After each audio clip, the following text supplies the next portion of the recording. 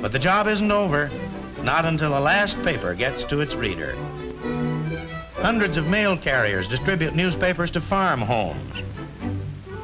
And there are 5,000 carrier salesmen, your own sons, perhaps, or your neighbor's boys. These young fellows are part of the newspaper organization, getting valuable business experience. This job teaches salesmanship, builds character, develops sound bodies by regular, healthful outdoor exercise.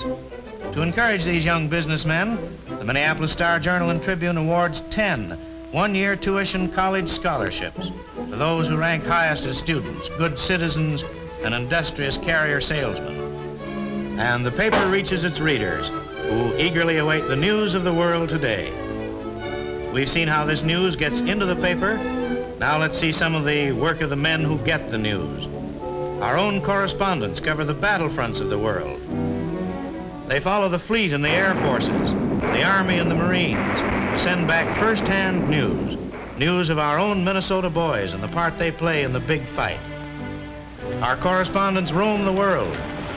Columnist George Peterson made some 60 reports to our readers on the Alaska Military Highway. Along the whole route, he lived in camps and barracks, talked with generals and Eskimos, and got the first complete story of this famous highway. Editorial comments on city, state, national, and world affairs are written by men you've heard and other commentators of the Star-Journal and Tribune. We believe that a newspaper should express its own views courageously. And readers should have this same privilege. This is the American way. In everybody's ideas, you'll find letters from our neighbors that often disagree with editorial views. Honest opinions, openly expressed, help build sound decisions. Still other opinions. To help keep the citizens of the upper Mississippi Valley informed, we bring the viewpoints of these well-known columnists.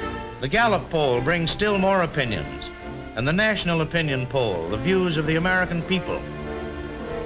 And then there's our own poll, which tells us what the people of the Northwest are thinking about local, state, and national affairs of special interest here.